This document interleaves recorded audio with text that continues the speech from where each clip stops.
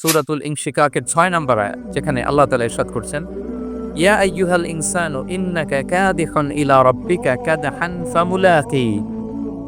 অর্থাৎ হে মানুষ, তুমি তোমার রবের কাছে পৌঁছা পর্যন্ত কঠোর পরিশ্রম করতে হবে, অতঃপর তুমি তার সাক্ষাৎ লাভ করবে। আমাদের আলটিমেট গোল হচ্ছে আমরা আল্লাহর কাছে ফিরে যাব, ঠিক কিনা বলেন? কেউ মারা গেলে আমরা কি বলি? ইন্না লিল্লাহি ওয়া ইন্না ইলাইহি রাজিউন। আমরা আল্লাহর জন্য এবং আল্লাহর দিকেই আমরা ফিরে যাব। তো আল্লাহ বলেন, ইন্নাকা কাদিহুন ইলা রাব্বিকা কাদহান ফামুলাকি। হে মানুষ, তুমি তোমার রবের কাছে পৌঁছা পর্যন্ত কঠোর পরিশ্রম করতে হবে, তারপরে তুমি তোমার রবের সাক্ষাৎ পাবে। তার মানে দুনিয়াটা হচ্ছে পরিশ্রমের জায়গা, প্রিয় ভাইরা। এখানে পরিশ্রম না করলে সফলতার দেখা মিলে না। বাঁচতে হলে, সারভাইভ করতে হলে, টিকে থাকতে হলে আপনাকে পরিশ্রম করতে হবে। এই পৃথিবীতে কেউ কাউকে জায়গা করে দেয় না, এখানে জায়গা করে নিতে হয়, ঠিক কিনা বলেন? আপনি যদি পরিশ্রম করেন, পরিশ্রমে যে ঘাম ঝরে শরীর থেকে, পরিশ্রমের ঘামে জন্ম নেয় সফলতার বীজ। আপনি যখন হাড় ভাঙা পরিশ্রম করবেন, এই পরিশ্রমের যে লোনা পানি বেরোবে, যে ঘাম বেরোবে, এই ঘামেই জন্ম নেয় সফলতার বীজ। এবং সফলতার কোনো শর্টকাট হয় না, প্রিয় ভাইরা। অনেকে অল্পতে সফল হতে চায়, শর্টকাট খোঁজে, আছে না নাই? না, সফলতার জন্য আপনাকে লং কাটে যেতে হবে। ওখানে কোনো লিফট থাকে না, সিঁড়ি বেয়ে উঠতে হয়। অনেকে চায় যে সফলতার লিফটে উঠবো, সুইচ চাপবো, সাকসেসফুল ইন লাইফ। না, এত সহজ না, আপনাকে সিঁড়ি বেয়ে উঠতে হবে। তাহলে পরিশ্রমের কোনো বিকল্প নেই। এই দুনিয়াটা হচ্ছে পরিশ্রমের জায়গা, সংগ্রামের জায়গা। আপনি সফল হতে হলে আপনাকে পরিশ্রম করতে হবে, করতেই হবে। আর পরিশ্রমে কোনো লজ্জা নেই। আমি বিভিন্ন আমার আলোচনায় করি, কাজে লজ্জা নেই। কিসে লজ্জা নেই? আওয়াজ করে বলুন সবাই। কাজে লজ্জা নেই। লজ্জা হচ্ছে অলসতায়, লজ্জা হচ্ছে হাত পাতায়, লজ্জা হচ্ছে অকর্মণ্যতায়। কাজে লজ্জা আছে? লজ্জা কিসে? বলেন সবাই। লজ্জা হচ্ছে অলসতায়, অকর্মণ্যতায়। যারা কাজ না করে ফুটানি মারে, ওইটাতে লজ্জা। অনেকে আছে ফুটানি মারে, আছে না নাই? কাজ করে না, সব ফুটানি। এই ফুটানিতে লজ্জা, কিন্তু পরিশ্রমে কোনো লজ্জা নেই। এজন্য আল্লাহ তাআলা বললেন, ইয়া আইয়ুহাল ইনসান ইন্নাকা কাদিহুন ইলা রাব্বিকা কাদহান ফামুলাকি। হে মানুষ, তোমার রবের কাছে পৌঁছা পর্যন্ত তোমাকে পরিশ্রম করতে হবে। হাড় ভাঙা পরিশ্রম করে আমার কাছে আসতে হবে, তবেই সফলতা মিলবে। অন্য আয়াতে আল্লাহ তাআলা বলছেন, লাকাদ খালাকনাল ইনসানা ফি কাবাদ। নিশ্চয়ই মানুষকে আমি কষ্ট এবং পরিশ্রম নির্ভর করে তৈরি করেছি। এই পৃথিবীতে টিকে থাকতে হলে তাকে পরিশ্রম করতে হয়, কষ্ট করতে হয়। এবং দুনিয়ার এই সাইকেলটা যদি দেখেন, দিন এবং রাতের যে সাইকেল, রাতকে আল্লাহ বানিয়েছেন ঘুমের জন্য, রেস্ট নেওয়ার জন্য, বিশ্রামের জন্য। আর দিনকে আল্লাহ বানিয়েছেন কর্মচঞ্চল করে, কাজের জন্য। দিনের মধ্যে কর্মস্পৃহা আছে। আল্লাহ তাআলা সূরা নাবাতে বলছেন, ওয়াজআলনান নাহারা মাআশা। আমি দিনকে বানিয়েছি কর্মচঞ্চল। দিনে আপনি কাজ করবেন, হাড় ভাঙা পরিশ্রম করবেন, তবেই সফলতা ধরা দিবে, ঠিক কিনা বলেন? কারণ তাদের পাঠানো রেমিটেন্সে সচল থাকে আমার দেশের অর্থনীতির চাকা। তারা ভালো থাকলে ভালো থাকবে বাংলাদেশ। ভেরি সিম্পল, ঠিক কিনা বলেন?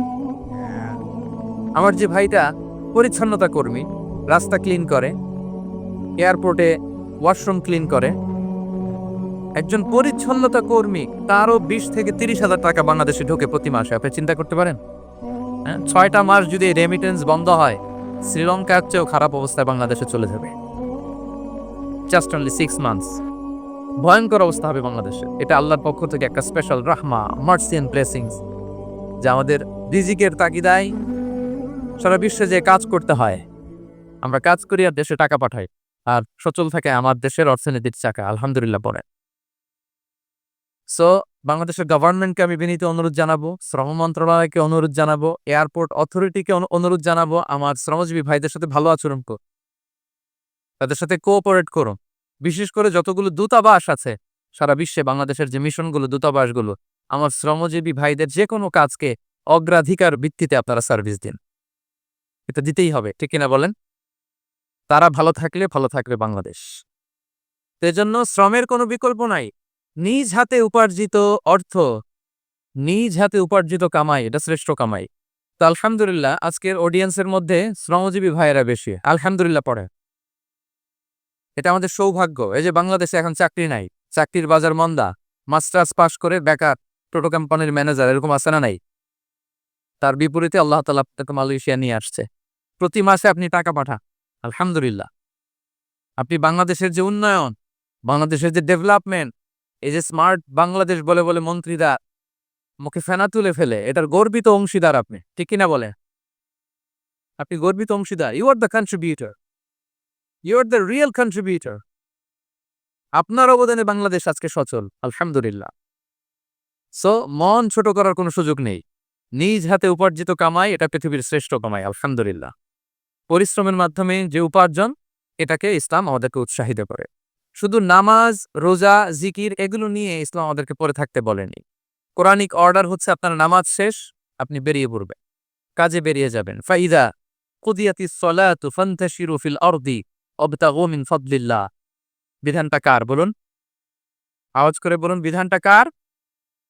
এটা কোরআনিক ভার্ডিক্ট, কোরআনের বিধান। নামাজ শেষ, ভুল হয়ে বসে জিকির করতে বলা নাই আল্লাহ। আল্লাহ বলেছে ফান্তাশিরু ফিল আরদ ওয়াবতাগু মিন ফাদলিল্লাহ। জমিনে ছড়িয়ে পড়ো, আল্লাহ রিজিক তালাশ করো।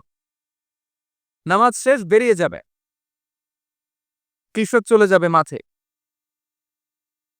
শ্রমজীবী চলে যাবে ফ্যাক্টরিতে, শিক্ষকরা চলে যাবে তাদের শিক্ষা প্রতিষ্ঠানে, কর্পোরেট ওয়ার্ল্ডের লোকেরা চলে যাবে তাদের প্রতিষ্ঠানে। ডেভেলপমেন্ট করতে হবে, সিভিলাইজেশন করতে হবে। নামাজের পরে গোল হয়ে বসে থাকা চলবে না। কি ব্যালেন্স দেখেছেন ইসলাম?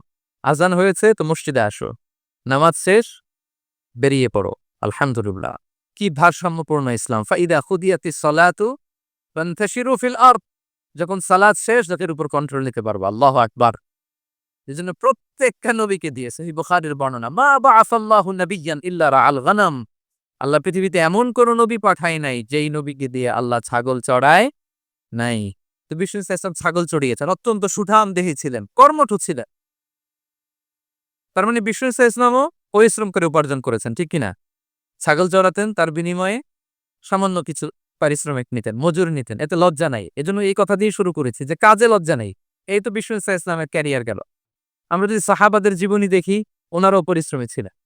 কেউ খেজুর বাগানে কাজ করতেন, কেউ কৃষি কাজ করতেন, কেউ বাজারে ব্যবসা করতেন, কেউ বসে থাকেন নাই। হাড় ভাঙ্গা পরিশ্রম করেছেন প্রত্যেকটা সাহাবা। তারা আমাদের মডেল, তারা আমাদের সুপার হিরো, তারা আমাদের আইকন, ঠিক কিনা? নবীরা আমাদের মডেল, সাহাবারা আমাদের মডেল। বিষ্ণু ইসলামও কর্মঠ ছিলেন, ওনার সাহাবার অত্যন্ত কর্মঠ ছিল। কেউ বসে থাকতেন না, পরিশ্রম করতেন, হাড় ভাঙ্গা পরিশ্রম করতেন, উপার্জন করতেন। তারা আমাদের জন্য প্রেরণার বাতিঘর। অনেক সাহাবাদের বায়োগ্রাফি থেকে আপনাদেরকে ঘটনা শেয়ার করা যাবে। আমি একজন সাহাবার জীবনী শোনাবো আপনাদেরকে। আব্দুর রহমান ইবনে আউফ রাদিয়াল্লাহু তাআলা আনহু। ১০ জন জান্নাতের দুনিয়াতে বসে যে ১০ জন সাহাবা জান্নাতের সুসংবাদ পেয়েছেন, তাদের মধ্যে একজন, আলহামদুলিল্লাহ বলেন। আব্দুর রহমান ইবনে আউফ রাদিয়াল্লাহু তাআলা প্রথম ৮ জন মক্কায় যারা কালিমা পড়ে মুসলমান হয়েছে তাদের একজন। তার স্ট্যাটাসটা আগে জেনে নেন। তো তিনি যখন মক্কা থেকে হিজরত করে মদিনায় গেলেন, মনে রাখবেন মক্কা থেকে যে সাহাবারা বাড়িঘর ছেড়ে হিজরত করেছে তাদেরকে বলে মুহাজির, মানে হিজরতকারী সাহাবা। আর মদিনাতে যে সমস্ত সাহাবারা তাদেরকে রিসিভ করেছেন তাদেরকে বলে আল আনসার, মানে সাহায্যকারী সাহাবা। তো যারাই হিজরত করে মক্কা থেকে মদিনায় যেত, বিষ্ণু ইসলাম মদিনার কোন সাহাবীর সাথে তার ভাই পাতিয়ে দিতেন, আল মুআফাত, ব্রাদারহুড করে দিতেন, দায়িত্ব দিতেন যে তুমি এই সাহাবীকে দেখবে। তা আব্দুর রহমান ইবনে আউফ রাদিয়াল্লাহু তাআলা আনহু যখন হিজরত করে গেলেন, তার দেখভাল করার জন্য যে সাহাবীর দায়িত্ব পড়ল তার নাম হচ্ছে সাআদ ইবনুর রাবিয়া, আনসারী সাহাবী রাদিয়াল্লাহু তাআলা। বিষ্ণু বললেন, সাআদ, আব্দুর রহমান ইবনে আউফ তোমার ভাই। ভাই বানিয়ে দিলেন। কি বানিয়ে দিলেন? তুমি তাকে টেক কেয়ার করবে, সে হবে তোমার মেহমান। সুবহানাল্লাহ। সাআদ ইবনুর রাবি রাদিয়াল্লাহু তাআলা আনহু তিনি আব্দুর রহমান ইবনে আউফকে ডেকে নিয়ে গেলেন, ঘরে নিয়ে গেলেন মেহমানকে, এবং বললেন, ইয়া সাআদ ইন্নী আকসারুল আনসারি মালান। হে সাআদ, তুমি চিন্তা করো না, তুমি মনে করো না যে তোমার ভরণ পোষণ দিতে আমার কষ্ট হবে। আমি মদিনার সবচাইতে বড় বিজনেস ম্যাগনেট, সবচাইতে বড় বিজনেস ম্যাগনেট আমি। No tension, don't worry about it. Tension নিও না, আসো, তোমার জন্য আমার কি প্রপোজাল শোনো। ফাআকসিমু লাকা নিসফা মালি, আমার যত সম্পদ আছে আমি অর্ধেক তোমারে দিয়ে দিব। সুবহানাল্লাহ, এত আস্তে। আপনার বাড়িতে কেউ মেহমান হলে করতে পারবেন এরকম? আল্লাহ, কেমন প্রেরণার বাতিঘর তারা। ফাআকসিমু নিসফা মালি, হে আব্দুর রহমান ইবনে আউফ, আমার অর্ধেক সম্পদ তোমারে দিয়ে দিব। এখানেই শেষ না। এরপর বলতে লাগলেন, আমার অনেকগুলো স্ত্রী আছে। তুমি কোথায় যে মেয়ে খুঁজবা, প্রস্তাব দিবা, এত ঝামেলার দরকার নাই। আমার কোন স্ত্রীকে তোমার ভালো লাগে বলো, তার যদি তোমাকে ভালো লাগে তাহলে প্রয়োজনে তাকে আমি ডিভোর্স দিয়ে দিব। তাকে নিয়ে তুমি সুখের সংসার করবা। আল্লাহ আকবার, আল্লাহ আকবার। অর্ধেক সম্পদ দিয়ে দিব। আমার একাধিক স্ত্রী আছে। কাউকে যদি তোমার পছন্দ হয় এবং সেও যদি তোমাকে পছন্দ করে, প্রয়োজনে তাকে ডিভোর্স দিব। New life, new career, just go on. আমরা এই সুযোগ পেলে কি করতাম? সাথে সাথে অর্ধেক সম্পদ নিয়ে নিতাম, ঠিক কিনা? আব্দুর রহমান ইবনে আউফ, প্রেরণার বাতিঘর, উনি কি করলেন? উনি বললেন, লা হাজাতা লি ফি যালিক। আমার ভাই, তুমি যে বলছো, সাদ ইবনে রবি, তুমি যে এত চমৎকার প্রপোজাল দিয়েছো, এতেই আমি খুশি। তোমার কোনো কিছুর আমার দরকার নাই। বারাকাল্লাহু লাকা ফি আহলিকা ওয়া মালিক। আল্লাহ তোমার সম্পদেও বরকত দেখ, আল্লাহ তোমার পরিবারেও বরকত দেখ। তবে একটা কষ্ট করতে হবে, সেটা কি? আব্দুর রহমান ইবনে আউফ বললেন, দুল্লানি ইলা সুক, just show me the way to market. মদিনার বাজারটা কোথায়, এটা একটু দেখায় দাও। আমি নতুন মানুষ, পথঘাট চিনি না। দুল্লানি ইলা সুক, just show me the way to market of Medina. মদিনার বাজারটা কোন রাস্তা, একটু দেখায় দাও। আল্লাহু আকবার। সাদ ইবনে রবি বললেন, এই তো মদিনার বাজার। উনি যে কিছু ঘি কিনলেন, পনির কিনলেন, কিনে বিক্রি করলেন, প্রফিট করলেন। ওই প্রফিট দিয়ে আরো বেশি করে কিনলেন, আবার বিক্রি করলেন, প্রফিট, আবার বিক্রি করলেন, প্রফিট। এই কেনা বেচা করতে করতে 1-2 মাসের মধ্যে উনি মদিনার one of the biggest business magnate হয়ে গেলেন। আল্লাহ আকবার, কি হাড় ভাঙ্গা পরিশ্রমী না তারা করেছে। একেবারে রেডি ক্যারিয়ার ছিল, গেলাম সবচেয়ে বড় বিজনেসম্যানের অর্ধেক সম্পত্তি পেয়ে গেলাম। He didn't accept the ready career, rather he made his own path with his own endeavor. নিজের চেষ্টায়, নিজের পরিশ্রমে, নিজের ঘাম ঝরিয়ে নিজের ক্যারিয়ার তৈরি করেছেন। চিল্লায় বলেন ঠিক কিনা? This is the biography of Abdur Rahman ibn Auf রাদিয়াল্লাহু তাআলা আনহু। সাহাবারা কতটা পরিশ্রম করেছেন, তার মানে বিশ্বনবী পরিশ্রমী ছিলেন, সাহাবারা পরিশ্রমী ছিলেন। এবং বিষ্ণু ইসা ইসলাম পরিশ্রম করতে বলতেন সবাইকে, হাত পাততে নিষেধ করতেন। কারণ দারিদ্রতা বড্ড ভয়ঙ্কর। দারিদ্রতা যার আসে সে বোঝে। বাংলা একটা কথা আছে, অভাব যখন দরজায় এসে দাঁড়ায়, ভালোবাসা তখন। হ্যাঁ, সবার মুখস্থ দেখছেন? অভাব যখন দরজায় এসে দাঁড়ায়, ভালোবাসা তখন জানলা দিয়ে পালায়। দারিদ্রতা ঈমান কেড়ে নেয়। আপনি পার্বত্য চট্টগ্রামের অবস্থা জানেন? আমাদের বাংলাদেশের পাহাড়ি এলাকার অবস্থা জানেন? ওখানে আমাদের গরিব মুসলিম ভাইদেরকে সামান্য কিছু টাকা পয়সা দিয়ে ওদেরকে খ্রিস্টান বানিয়ে ফেলতেছে মিশনারি গুলো। এই খবর তো আমরা রাখি না। দারিদ্রতা বড্ড ভয়ঙ্কর। এজন্য বিষ্ণু ইসা ইসলাম দারিদ্রতা থেকে আল্লাহর কাছে পানাহ চাইতেন। তিনি বলতেন, আল্লাহুম্মা ইন্নী আউযু বিকা মিনাল ফাকরি ওয়াল কিল্লাতি ওয়াদ-দিল্লাহ। ও আল্লাহ, I seek refuge with you from poverty, from insufficiency and humiliation. ও আল্লাহ, আমি তোমার কাছে দারিদ্রতা থেকে পানাহ চাই। ও আল্লাহ, আমি তোমার কাছে স্বল্পতা থেকে পানাহ চাই। ও আল্লাহ, আমি তোমার কাছে লাঞ্ছনা থেকে পানাহ চাই। পড়েন আমিন। এই দোয়াটা বেশি বেশি পড়বেন। আল্লাহুম্মা ইন্নী আউযু বিকা মিনাল ফাকরি ওয়াল কিল্লাতি ওয়াদ-দিল্লাহ। হে আল্লাহ, আমি দারিদ্রতা থেকে পানাহ চাই। আল্লাহ, স্বল্পতা থেকে পানাহ চাই। আল্লাহ, লাঞ্ছনা থেকে পানাহ চাই। সবাই পড়ুন আমিন। বিষ্ণু ইসা ইসলাম যে দোয়াগুলো শিখিয়েছেন, এগুলো হচ্ছে very precise in wording but comprehensive in meaning. শব্দে খুব ছোট, কিন্তু অর্থ মানুষের হৃদয়ে এটার আবেদন অনেক ব্যাপক, অনেক বেশি। আপনি সারাদিন মিলিয়েও দোয়ার মধ্যে এত সুন্দর প্রার্থনা বাক্য তৈরি করতে পারবেন না। কিন্তু বিষ্ণু ইসা ইসলাম এক বাক্যে যেটা চেয়েছেন, গোটা দুনিয়া তার ভেতরে ঢুকে গিয়েছে। আল্লাহুম্মা ইন্নী আউযু বিকা মিনাল ফাকরি ওয়াল কিল্লাতি ওয়াদ-দিল্লাহ। আল্লাহ, দারিদ্রতা থেকে পানাহ চাই। বিষ্ণু ইসা ইসলাম নিজে স্বয়ং দারিদ্রতা থেকে পানাহ চাইতেন। তাহলে দারিদ্রতার সাথে আমাদের কোনো সম্পর্ক? আমরা পরিশ্রম করব, আমরা কাজ করে খাবো, কাজে কোনো লজ্জা নেই। লজ্জা অলসতায়, চিল্লায় বলেন ঠিক কিনা? এবং বিষ্ণু ইসা ইসলামের কাছে কেউ যদি হাত পাততো, যদি দেখতেন তার কাজ করার যোগ্যতা আছে, বিষ্ণু ইসা ইসলাম ভিক্ষা দিতেন না। কাজে উৎসাহিত করতেন, ভিক্ষাবৃত্তিকে অনুৎসাহিত করতেন। এক যুবক এসে হাত পাতলো, বিষ্ণু ইসা ইসলাম, আর কিছু দেন। নবী বললেন, তুমি তো শক্ত সামর্থ্য মানুষ, বাসায় কি আছে বলো? সে বলে, আমার বাড়িতে একটা পানি খাওয়ার জগ আছে আর একটা চাদর আছে। বিষ্ণু ইসা ইসলাম বললেন, নিয়ে আস। সে নিয়ে আস। এবার বিষ্ণু ইসলাম চাদর আর জগ দুইটা নিয়ে সাহাবাদেরকে বললেন, মাইয়াশতারি হাযাইন, কে কিনবে? অকশন চিনেন? অকশন, অকশনে কি করে? নিলামে দাম তুলে না? রাসূল সাল্লাল্লাহু আলাইহি ওয়াসাল্লাম তার চাদর আর জগটা নিলামে তুললেন। এই কে কিনবে? মাইয়াশতারি হাযাইন, মাইয়াশতারি হাযাইন। একজন বলল, ফাকালা রাজুল আনা আখিযুহুমা বিদিরহাম, ইয়া রাসূলুল্লাহ, আমি 1 দিরহামে কিনব। কয় দিরহাম? বিষ্ণু বললেন 1 দিরহাম, 1 দিরহাম, 1 দিরহাম। মানে এর চেয়ে কেউ বাড়াবে কিনা? মাইয়াজিদু আলা যালিক, এর চেয়ে বাড়ায় দিবা কে? আরেক সাহাবী বলল, ইয়া রাসূলুল্লাহ, আমি 2 দিরহামে কিনবো। 2 দিরহাম, 2 দিরহাম, 2 দিরহাম। আর বাড়ে না। বিষ্ণু সাল্লাল্লাহু আলাইহি ওয়াসাল্লাম তার কাছে 2 দিরহাম দিয়ে বিক্রি করে দিলেন। 2 দিরহাম নিয়ে যুবককে বললেন, নাও, এই 1 দিরহাম দিয়ে কিছু খাবার কিনে তোমার ফ্যামিলিকে দিয়ে আস।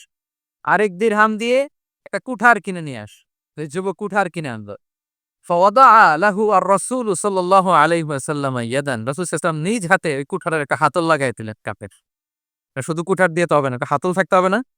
বিষ্ণু সাল্লাল্লাহু আলাইহি ওয়াসাল্লাম ওনার মোবারক হাতে, বরকতময় হাতে ওই কুঠারে একটা হাতল লাগাই দিয়ে এবার বললেন, যাও, 1 দিরহাম দিয়ে কুঠার, আরেক দিরহাম দিয়ে খাবার কিনে আনো। এই কুঠার দিয়ে জঙ্গলে যেয়ে কাঠ কেটে লাকড়ি বেচে জীবিকা নির্বাহ করো। সামনের 15 দিন আমার সামনে যেন তোমার ঘুরঘুর করতে না দেখি। এ বেচারা গেল, 1 দিরহাম দিয়ে ফ্যামিলিতে খাবার দিল, আর লাকড়ি নিয়ে কাঠ কাটতে না কাটতে কয়েকদিনের ব্যবধানে ও 10 দিরহাম কামাই ফেলছে। আস্তে আস্তে আস্তে আস্তে সে স্বাবলম্বী হয়ে গেল। এরপর একবার বিষ্ণু ইসা ইসলামের কাছে আসছে। বিষ্ণু ইসা ইসলাম তারে বলে, মানুষের কাছে হাত পাতার চেয়ে, দুয়ারে দুয়ারে ভিক্ষা করার চেয়ে তোমার মতো এরকম কাঠ কেটে, জঙ্গলে কাঠ কেটে বাজারে বিক্রি করা অনেক ভালো। আল্লাহু আকবার। এই হচ্ছে বিষ্ণু ইসা ইসলামের ক্যারেক্টারিস্টিক্স। তিনি ভিক্ষাবৃত্তিকে অনুৎসাহিত করতেন। এই যে গল্পটা, what is the moral of the story? কি শিখলাম? 1 নম্বর যেটা শিখলাম, তিনি কাজ করে খেতে উৎসাহিত করেছেন। চাইলেই বিষ্ণু ইসা ইসলাম ওই 2টা জিনিস বিক্রি করে 2 দিরহাম দিয়ে বলতে পারতেন, যাও, 2 দিরহাম দিয়ে খাবার কিনো। ওই বেলা খেয়ে রাতের বেলা আরেক দুয়ারে যেয়ে ভিক্ষা করতো। ঠিক কিনা বলে? কথা বুঝতেছেন? 2 দিরহাম দিয়ে যদি খাবার কিনতো, তো দুপুরে খেয়ে রাতে কি করতো? আবার হাত পাততো। সেটা করে নাই। কাজ করে খেতে উৎসাহিত করেছেন এবং স্থায়ী সমাধান করে দিয়েছেন। কারণ কাজ কাজই, কাজে কোনো ছোট বড় নাই। আছে? কাজে কোনো ছোট বড় আছে? না।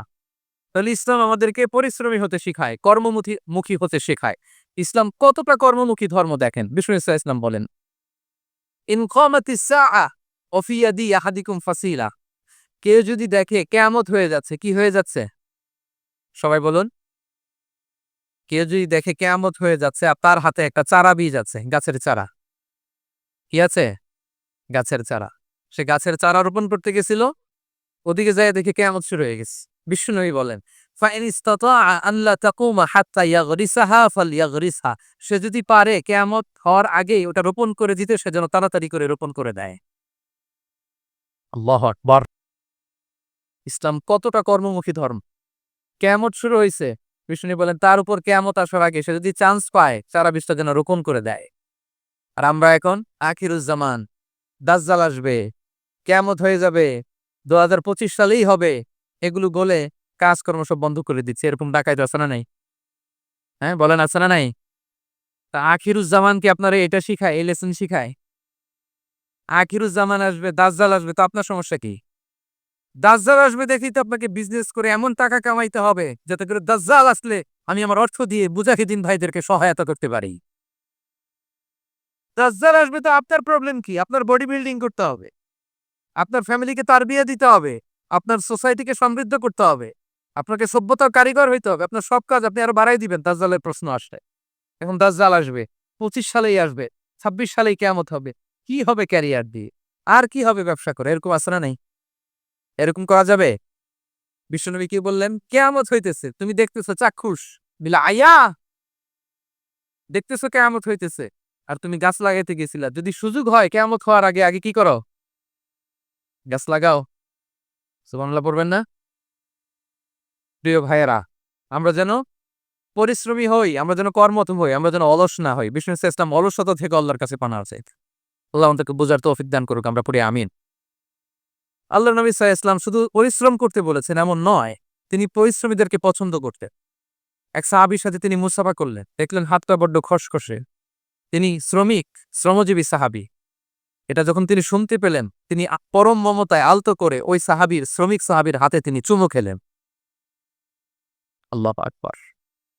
এবং ওনার আন্ডারে যারা কাজ করত তাদের সাথে বিষ্ণু ইসা ইসলামের যে আচরণ, ওনার যে শ্রমিক, ওনার যে খাদেম, তাদের সাথে বিষ্ণু ইসা ইসলামের যে ডিলিংস শুনলে আপনি অবাক হয়ে যাও, অবাক হয়ে যাবেন।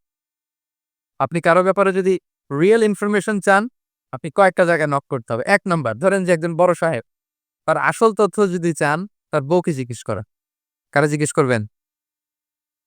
ওয়াইফকে জিজ্ঞেস করবেন, স্ত্রীকে। আসল তথ্য পাবেন। ২ নাম্বার তার বাড়ির দারোয়ানকে জিজ্ঞেস করবেন। কাকে?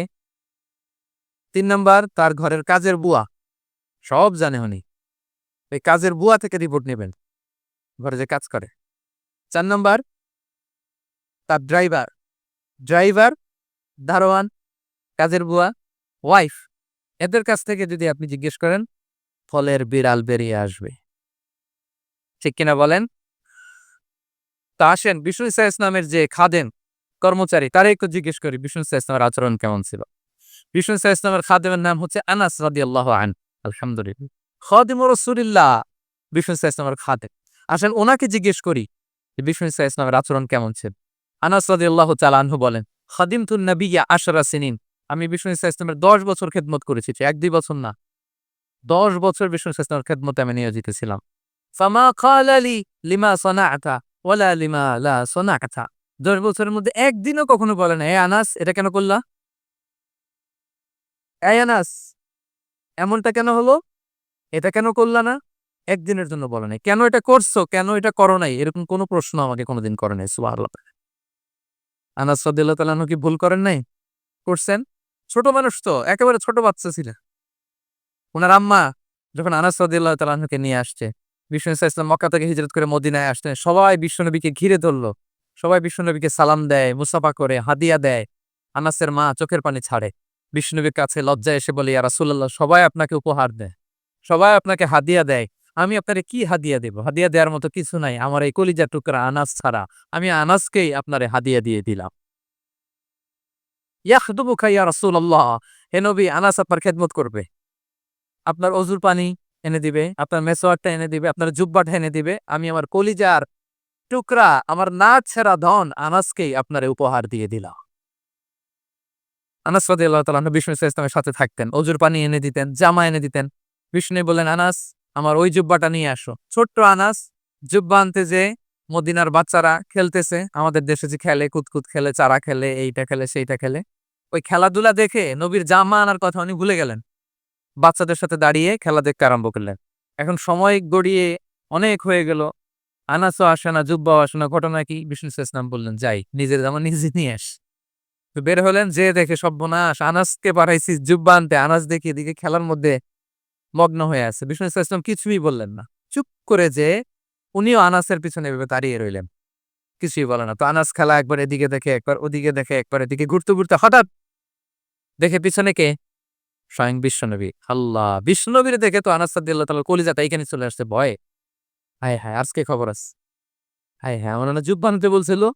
আমি কি কাজ করলাম? ভয়ে আঁতকে উঠছে। বিষ্ণু ইসা ইসলাম ধমক দেয় নাই, পেট্টি দেয় নাই, কিছু করে নাই। শুধু একটা মুচকি হাসি দিয়েছে। আনাস রাদিয়াল্লাহু তাআলা আনহু বলে, বিশ্বনবীর সেই দিনের মুচকি হাসির শাসন মৃত্যুর আগ পর্যন্ত আমাকে সোজা রাস্তায় রেখেছে। আর ডানে বাঁয়ে করি নাই কোনদিন। তার মানে শাসন করতে জানলে ব্যাত মারা লাগে না। শাসন করতে জানলে গায়ে হাত তোলা লাগে না। শাসন করতে জানলে মুচকি হাসি দিয়েও শাসন করা যায়। ঠিক কিনা বলেন? বিশ্বনবীর মুচকি হাসির শাসন আনাস রাদিয়াল্লাহু তাআলা আনহুকে আজীবন সোজা রাস্তায় রেখেছে। তাহলে শ্রমজীবীদেরকে বিষ্ণু ইসলাম কতটা সম্মান করতেন, শ্রদ্ধা করতেন, ভালোবাসতেন, বুঝতে পারছেন সবাই?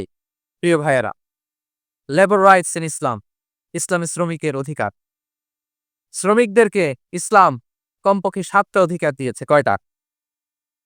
১ নাম্বার, ইসলাম একজন শ্রমিককে প্রথম যে অধিকারটা দিয়েছে সেটা হচ্ছে কাজ শেষে, শ্রম শেষে তার পারিশ্রমিকের অধিকার, মজুরি পাওয়ার অধিকার, কাজ শেষে বেতন পাওয়ার অধিকার। কাজ করেছেন তো আপনি বেতন পাবেন, এটা আপনার অধিকার। বেতন বা পারিশ্রমিক এটা একটা কর্মজীবীর অধিকার। আপনার কোম্পানির মালিক যে আপনার বেতন দেয়, এটা কি দয়া করে? করুণা? তো এটা যদি করুণা হয়, সে যে আপনার কাজ করে দেয়, এটাও তো করুণা। এটা তো আর বড় করুণা, কি বলেন? আপনি যে স্যালারি পে করেন এটা যদি করুণা হয়, সে যে পরিশ্রম করে সে তো আরো বড় করুণা করে আপনারে। তার কারণে তো আপনার কোম্পানি টিকে আছে। ঠিক কিনা বলেন? তাহলে এটা করুণা নয়, এটা শ্রমিকের অধিকার। এবং বিশ্বনবী সাল্লাল্লাহু আলাইহি ইসলামের সেই ঐতিহাসিক বাণী তিনি বলেছেন, আতুল আজিরা আজরাহু ক্বাবলা আন ইয়াজিফা আরাকু। ঘাম শুকিয়ে যাওয়ার আগে শ্রমিককে তার পারিশ্রমিক বুঝিয়ে দাও। সুবহানাল্লাহ। বিশ্বনবীর ঐতিহাসিক বাণী। এখন জাতিসংঘ আমাদেরকে শিখায় যে শ্রমিকের মজুরি দিতে হবে, অন টাইমে দিতে হবে, সেলারি দিতে হবে, এই করতে হবে, সেই করতে হবে। মানবাধিকারের কর্মীরা আমাদেরকে শিখায়। তারা শিখানোর ১৫০০ বছর আগে বিশ্বনবী সাল্লাল্লাহু আলাইহি ওয়াসাল্লামের ঐতিহাসিক বাণী তিনি বলেছেন, আতুল আজিরা আজরাহু ক্বাবলা আন ইয়াজিফা আরাকু। শ্রমিকের ঘাম শুকাবার আগে তার মজুরি পেমেন্ট করে দাও। সুবহানাল্লাহ।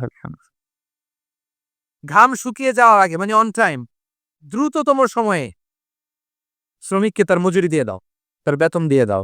যারা শ্রমিককে তার পারিশ্রমিক অন টাইমে দেয় না, স্যালারি অন টাইমে পে করে না, টালবাহানা করে, গড়িমসি করে, তাদের ব্যাপারে বিষ্ণু ইসা ইসলাম কি বিষ্ণুই বলেন ৩ শ্রেণীর ব্যক্তি সালাসাতুন আনা ফাসমুহুম ইয়াউমাল কিয়ামা। ৩ শ্রেণীর ব্যক্তির বিরুদ্ধে আমি বিশ্বনবী কিয়ামতের দিন আল্লাহর কাঠগড়ায় মামলা দায়ের করব।